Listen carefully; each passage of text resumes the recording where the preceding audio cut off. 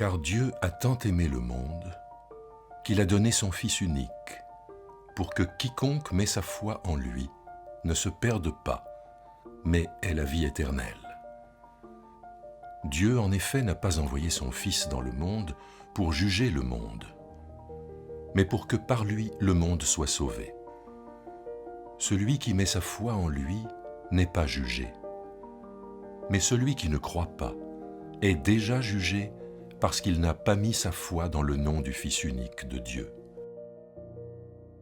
Alors Michel, j'allais dire presque ce verset, en tout cas, est un verset qui est bien connu des églises protestantes, car parfois Dieu a tellement aimé le monde qu'il a envoyé son Fils unique. On voit ça dans les temples. Voilà, on voit ça dans les temples, là, c'est les versets qui sont volontiers affichés dans les temples, parce que pour le protestantisme, c'est vraiment un des versets d'entrée dans le Nouveau Testament. C'est-à-dire que souvent, le Nouveau Testament, on peut se dire quel est le verset principal qui interprète le reste du texte, et souvent c'est ce texte, ce verset, Dieu a tellement aimé le monde qu'il a donc donné son Fils unique afin que quiconque croit en lui ne périsse pas mais qu'il ait la vie éternelle.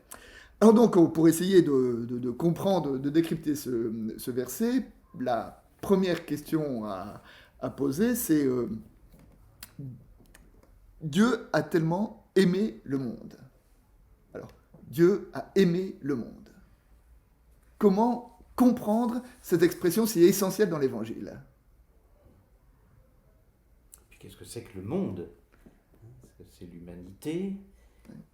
Chez Jean, alors, dans l'Évangile de Jean, voilà, on est dans l'Évangile de Jean. Oui, oui. Ça a un sens un peu ambigu, parce que c'est pas forcément un monde agréable, c'est pas forcément une humanité accueillante, enfin, ça commence dès le prologue, finalement. Le monde, il est venu dans le monde, mais le monde n'en a pas voulu. Donc c'est pas forcément un accueil très sympathique qui lui est réservé. Et ça me paraît très important que dans l'évangile de Jean, et là j'ai un peu regardé l'apparition du beau monde, hein. Alors vous avez cité le prologue, le monde ne l'a pas reçu, mais au chapitre 7, au verset 7, on voit que le monde c'est ceux qui détestent Jésus, hein. Le prince de ce monde aussi. Voilà, le prince de ce monde, et puis enfin dans les récits de Passion, dans les derniers discours de Jésus, on dit que le monde se réjouit de la mort du Fils. Donc vraiment le monde c'est pas le monde aimable, mais c'est le monde rebelle. Tout à fait. Et alors du coup, l'expression Dieu a aimé le monde prend une force particulière. Parce que Dieu n'aime pas le monde parce que le monde est aimable. Exactement. Dieu aime le monde parce que Dieu est amour. Et Dieu aime justement celui qui le rejette. Et là, on comprend que ce verset est à la fois très, très étonnant, mais aussi très fondateur, presque principal, dans notre approche des Écritures. C'est le détonateur, finalement. C'est bon, on peut penser aussi à la parabole du fils prodigue chez Luc. Finalement, il n'est pas tellement sympathique, le garçon. Hein. Il revient finalement à son père par intérêt, parce qu'il a faim, etc. Mais son père l'accueille à bras ouverts. C'est ça qui est une véritable parabole de ce Dieu d'amour, je crois. Voilà, alors, dans la parabole, c'est Dieu qui attend le Fils et qui est prêt à l'accueillir. Et puis là, c'est plus, qu'il a donné son Fils. Il a donné son Fils. Alors, de quel don s'agit-il ? Ah voilà, quel don ? Parce que, est-ce qu'il n'y a pas quelque chose de plus ? Parce que jusqu'à maintenant, on disait que Dieu avait envoyé son Fils, et là, il l'a donné. Ouais. Est-ce qu'il y a une gradation dans ces deux expressions, dans ces deux verbes ? Sans doute, mais moi, ce qui me fait un petit peu peur, c'est que l'interprétation « il a donné son Fils », c'est souvent compris comme dans une sorte de théologie sacrificielle, il l'a envoyé au casse-pipe. Alors qu'il me semble qu'il y a autre chose. J'aime bien Anselme de Canterbury parce qu'il donne la vraie définition de la théologie, qui n'est pas réservée aux universités, la foi qui cherche l'intelligence, qui cherche à ne pas être complètement idiote. Alors qu'est-ce que votre intelligence dit sur cette expression-là ? Voilà, mais en revanche... Oui, parce qu'Anselme de Canterbury, sur l'histoire de la théologie sacrificielle, c'est quand même un de ceux qui l'a particulièrement développé. Absolument, on n'a jamais blasphémé de façon plus pieuse, je trouve. Plus pieuse, voilà, c'est joli ça. Voilà, donc il a donné, pas comme une monnaie d'échange sans doute, mais comme un vrai cadeau. Et s'il est père, finalement, qu'est-ce qu'il souhaite sinon que un père, quel qu'il soit, enfin, quel que soit le type d'éducation qu'il donne à ses enfants, ce qu'il souhaite, c'est que ses enfants grandissent, s'épanouissent. Alors ça, c'est la notion de fils. Mais avant d'arriver à la notion de fils, moi je voudrais voir en quoi est-ce que l'amour qualifie l'être de Dieu. Hein? Voilà, cette définition, Dieu est celui qui a donné le Fils. Et là peut-être on peut dire comment essayer de comprendre la relation de Dieu avec le monde. Et là on va peut-être poser deux pôles de référence. Il y a d'abord le pôle du déisme, et dans le pôle du déisme, on dit que Dieu est créateur, mais une fois qu'il a créé, il a fini son travail, et il laisse le monde aller selon les règles, les lois de la nature et la conscience des humains. C'est-à-dire qu'une fois que Dieu a créé le monde, eh bien, il s'en occupe plus. Hein. C'est Aristote qui disait Dieu la cause première. Premier moteur. Voilà, parce qu'il dit chaque événement a une cause, et chaque cause a une cause, qui a une cause, qui a une cause, et puis au départ il y a une cause initiale qui n'est causée par rien, dit Aristote, il dit voilà, ça c'est Dieu. Hein. Et puis la cause première. Et puis quand la cause première est enclenchée, et bien après, le monde suit son cours. Hein. Et Dieu est créateur, mais Dieu n'intervient plus dans le monde. Ça c'est une première conception. Et puis à l'autre opposé, il y a ce qu'on appelle le panthéisme. Et le panthéisme, c'est cette idée que Dieu est tout. C'est-à-dire que tout ce qui arrive est Dieu, et à la limite, dans le panthéisme, Dieu se confond avec la nature. Hein. Dieu, c'est tout ce qui arrive. Et entre le déisme et le panthéisme, eh bien, il me semble que la singularité de la Bible, c'est de parler de Dieu en termes d'alliance, c'est-à-dire d'une sorte de partage, de collaboration entre Dieu et l'humain, et cette alliance est marquée par l'amour. Et là, on revient à ce que vous disiez tout à l'heure, quand vous disiez Dieu est Père, et le propre de la paternité, eh ben, c'est d'attendre que le Fils vive par lui-même. S'épanouisse, devienne autonome, etc. Donc c'est pour ça que quand on parle de création continue, etc., moi j'ai quand même un petit peu peur, parce que c'est répandu dans les mentalités communes. J'ai un petit peu peur qu'on voit en Dieu une espèce de montreur de marionnettes dont la providence à prévoir tous les détails de l'existence, etc. Et par conséquent, tous les malheurs qui nous viennent, c'est la faute de Dieu. Et je crois qu'il faut faire attention quand on relit le Premier Testament, du fait de la langue elle-même, mais là vous serez plus compétent que moi pour en parler, on a l'impression que tout vient de Dieu, c'est Dieu qui fait pleuvoir, etc.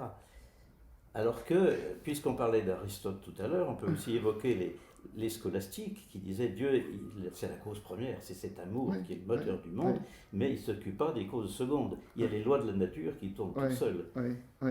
Oui, mais enfin je dirais, et j'évoquais tout à l'heure l'alliance, et justement le propre de l'alliance, c'est cette espèce d'accompagnement, de collaboration, de partage, pour essayer de répondre à ce que vous disiez tout à l'heure sur ces gens qui croient que tout est causé par Dieu, enfin un petit peu c'est l'histoire des causes secondes. Je crois qu'il faut revenir à la notion de père, et quelque part, l'attente ou le désir du père, c'est pas de chapeauter son enfant, mais au contraire, c'est que son enfant grandisse et qu'il puisse s'épanouir. Et alors, pour revenir à notre texte, comment est-ce que l'envoi du Fils évoque la paternité de Dieu ? Vous disiez l'alliance. Moi, je me demande s'il ne faudrait pas dire les alliances. Je pense à mon cher Irénée de Lyon, 2e siècle, qui a un texte extraordinaire. Pourquoi y a-t-il 4 évangiles ? Et pas plus, ni moins. C'est tout simple, dit-il. C'est parce qu'il y a les 4 points cardinaux. Ouais. Et il ajoute, alors là, ça devient passionnant, et aussi parce qu'il y a 4 alliances. Il y a d'abord l'alliance de Noé, c'est-à-dire au niveau de la nature. L'être humain qui est vraiment en alliance avec Dieu parce qu'il fait bien son boulot de créature. Il est dans la nature, il respecte la nature, etc. Ensuite, dit-il, il y a l'alliance d'Abraham. Alors il ne le dit pas tout à fait comme ça, mais ça revient à ça. C'est l'alliance de l'homme honnête qui a des valeurs purement humaines. Et alors c'est vrai dans le passé, mais c'est vrai toujours aujourd'hui. C'est en lecture d'Irénée, parce que bibliquement, ou par pensée rabbinique, l'alliance d'Abraham, c'est quand même la circoncision, c'est quand même une démarche de foi. Enfin. Mais allez-y, continuez. Oui.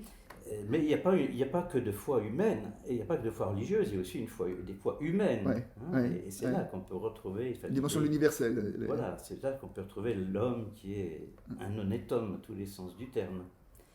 Il y a l'alliance de Moïse, hein, qui est l'alliance structurée par une religion, on aurait envie de dire quelle qu'elle soit. Et puis, conclut Irénée, il y a l'alliance en Jésus-Christ qui récapitule toutes les autres. C'est-à-dire que le fait d'être chrétien, et là on répond indirectement à la question posée tout à l'heure, le fait d'être chrétien ne nous dispense pas de toute notre humanité, de tout notre humanisme même, notre désir de faire réussir l'humanité en nous-mêmes et en autrui. Mais moi je suis bien d'accord avec vous, mais est-ce que c'est, ou avec Irénée, mais est-ce que ces 4 alliances, c'est pas une même alliance qui se déploie en plusieurs temps? Enfin, je veux dire, on peut aussi l'évoquer comme ça. Et alors, le don du Fils serait, je dirais, le sorte de sommet de cette démarche d'alliance. D'ailleurs, quand on dit le Fils unique... Alors, avant d'arriver au physique, je voudrais juste encore rajouter quelque chose, c'est revenir sur Dieu a tant aimé le monde qu'il a donné son Fils unique. Et là, il y a quelque chose qui me semble très important, c'est que l'amour de Dieu n'est pas de l'ordre du sentiment, n'est pas de l'affection, mais de l'ordre du geste, de l'ordre du mouvement, du don. C'est-à-dire que Dieu, je veux dire, l'amour de Dieu, c'est pas Dieu qui nous chérit dans son cœur. L'amour de Dieu, c'est Dieu qui nous donne pour que nous puissions grandir. Et là, il y a quelque chose d'essentiel. Et effectivement, ça rebondit sur la notion de Fils unique. Et cette notion, justement, du Dieu qui donne tout, est-ce que c'est pas une clé pour permettre de rentrer dans la fin du verset qui dit Dieu a tellement aimé le monde qu'il a envoyé son Fils, afin que quiconque croit dans lui ne se perde pas, mais qu'il ait la vie éternelle. Donc, ne se perde pas, qu'il ait la vie éternelle. Qu'est-ce que ça veut dire se perdre et qu'est-ce que ça veut dire la vie éternelle? Double question. Là encore, il faut se replonger dans la Bible et dans l'Évangile en particulier. Ça peut avoir un sens très concret, se perdre. Dans la scène de la tempête apaisée, au secours, Jésus, nous périssons. Ouais. Et puis, je pense que surtout si on rapproche les deux, se perdre, avoir la vie éternelle, si on les met un peu en opposition, ça veut dire peut-être... Alors, vie éternelle, est-ce que ça veut dire vie après la mort? Sans doute. Mais ça veut peut-être aussi vouloir dire une certaine qualité, un certain épanouissement littéralement divin de la vie dès maintenant. Et d'ailleurs, moi je suis très frappé que dans Jean en particulier, on parle souvent de la vie éternelle au présent. La vie éternelle, c'est qu'ils te connaissent, pas demain après la mort, mais dès maintenant. Donc, perdre vie éternelle, est-ce que ça ne veut pas dire une certaine façon de réussir sa vie, sans laquelle c'est une vie diminuée? Moi, je crois beaucoup à ça, parce que moi, quand je dis se perdre c'est quoi? C'est vivre sans savoir pourquoi on vit. Se perdre, c'est considérer la vie comme une succession de petits moments plus ou moins agréables, et puis voilà, sans commencement, sans fin, sans but, sans origine. Voilà, c'est la vie qui va au fil de l'eau. Et il me semble que par opposition à cette compréhension-là, comme vous l'évoquiez bien, la notion de vie éternelle, c'est une vie au contraire qui est, je dirais, ancrée dans l'éternité de Dieu. C'est-à-dire qui est en lien, qui est orienté, qui a du poids parce que c'est pas une errance dans une éternité hypothétique et hasardeuse, mais c'est une vie articulée avec l'éternité de Dieu, laquelle éternité de Dieu est signifiée ici par l'amour et par le don du Fils. Et par la figure de Jésus-Christ, oui. Et bien sûr, c'est la figure de Jésus-Christ qui est... Je pensais à l'Épître aux Romains, le Fils est né, mais d'une multiple fratrie. Il n'est pas tout seul finalement, et nous ne sommes pas tout seuls. C'est-à-dire que ça nous inviterait à rentrer, nous, dans cette filiation, alors? Oui, si on se réfère aussi à la Genèse, on pourrait dire que Jésus, le Christ, c'est la parfaite image et ressemblance de Dieu. Et alors, voilà, et donc... la vie éternelle, c'est de vivre dans cette filiation de Dieu et dans cette assurance que cette filiation donne du sel et du poids à nos existences. Tout à fait, oui.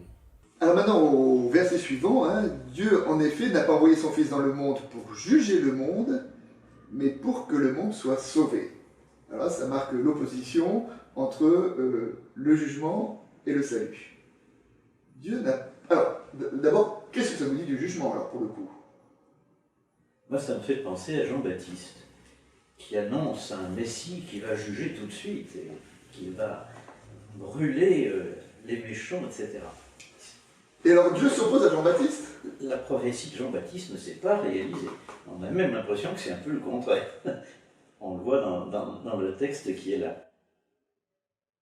Alors on peut aussi peut-être mettre ça en relation avec la parabole, parce que c'est une parabole du jugement dernier. Le jugement, enfin, en grec, c'est quand même le tri. Et dans la parabole du jugement dernier, il y a les boucs d'un côté, et de l'autre côté, les agneaux, etc. Mais là, Dieu ne juge pas. Et là, non, Dieu ne Donc c'est contradictoire avec la parabole. À ceci près, peut-être, que la parabole nous invite à la patience. Il ne faut pas se substituer au jugement de Dieu. Il ne faut pas se dépêcher d'aller faire griller ceux que nous n'aimons pas ou ceux que nous ne comprenons pas. On peut retrouver ça d'ailleurs dans les paraboles de l'ivraie, par exemple, chez Matthieu. Attendez la moisson, ne vous pressez pas, n'allez pas arracher la, entre guillemets, mauvaise herbe, vous pourriez aussi arracher les bonnes herbes dans la même occasion. Donc je pense que c'est quand même un appel à la patience. Absolument. Mais alors, ça c'est clair parce que dans la parabole, parfois Dieu juge, et ici Dieu ne juge pas. Mais je crois que les deux sont vrais, ou du moins les deux seulement ont la part de vérité. Mais dans le passage qui nous concerne aujourd'hui, Dieu n'est pas venu dans le monde pour juger le monde, mais pour sauver le monde. Et là, il me semble qu'il y a quand même une affirmation qui est très forte. Et si c'est pas lui qui juge, c'est qui? Je me demande si c'est pas nous-mêmes. Moi, je pense à ce passage extraordinaire du Deutéronome avec les deux voies. Tu choisis la vie ou tu choisis la mort. À mon avis, c'est un avis tout à fait personnel, je pense que c'est pour ça d'ailleurs que Luc a ses béatitudes, mais il a aussi ses malédictions. Et finalement, dans ce cas-là, c'est nous-mêmes qui choisissons. C'est nous-mêmes qui nous jugeons. Alors, c'est vrai que bien trop souvent, nous avons tendance à nous juger, d'abord à nous laisser juger par le monde, enfin je veux dire à vivre à travers le regard que les autres portent sur nous. Hein. Oui, nous c'est pensant ça, je voyais les choses. Ça c'est ça, alors, ça c'est le premier juge. Le premier juge c'est mon prochain, sa société, je veux dire, c'est se mettre sous le jugement de la société. Le deuxième juge, c'est moi-même, comme vous l'évoquiez bien, hein, c'est-à-dire que je ne vis jamais à la hauteur de ce que je voudrais, enfin je dirais, et donc de ce fait-là, j'ai toujours tendance à me culpabiliser, à me juger moi-même, et on est prisonnier dans ces différentes compréhensions du jugement, et là l'Évangile nous dit Dieu ne juge pas, mais Dieu sauve. Et justement, est-ce que là, le salut, ça n'est pas d'être libéré du jugement? Parce qu'après tout, qu'est-ce que ça veut dire Dieu sauve? Eh bien, il me semble que dans ce verset, Dieu sauve, c'est Dieu qui ne juge pas. Et non seulement Dieu, pas qui ne nous juge pas parce qu'il est gentil et tout ça, mais Dieu qui nous libère du jugement du prochain et du jugement de nous-mêmes, parce que Dieu nous appelle à la liberté, à ce que nous sommes, à notre vraie humanité. Non, mais quand je disais nous nous jugeons nous-mêmes, je voulais dire par là, nous faisons fausse route, nous nous plantons. Ah oui, c'est ça. En fait, j'aime bien le sens premier du verbe grec qui veut dire pécher, rater la cible. Oui. On a raté sa vie. Et c'est en ça qu'il y a jugement. Voilà. Et Dieu nous libère de ce jugement-là, en redonnant En redonnant un sens, hein, c'est-à-dire à la fois une direction et puis une signification à nos vies. Alors, pour terminer, cette idée de Dieu qui ne nous juge pas, en quoi est-ce que ça nous rejoint et par rapport à nos propres jugements? C'est drôlement libérateur, je trouve. Libérateur? Ben oui, on est libéré du jugement, même du jugement que nous nous portons sur nous-mêmes. C'est formidable. C'est la vie qui fait exploser la vie, on dit l'amour de Dieu qui fait exploser tout ça. Et alors, on comprend la cohérence de ce passage, hein, que le don de Dieu pour nous, qui est, voilà, enfin, l'amour de Dieu qui est signifié à travers le don, à travers l'envoi du Fils unique, a pour objectif final de nous libérer du jugement pour que nous puissions vivre une vie pleine et authentique et pour que nous puissions être totalement nous-mêmes.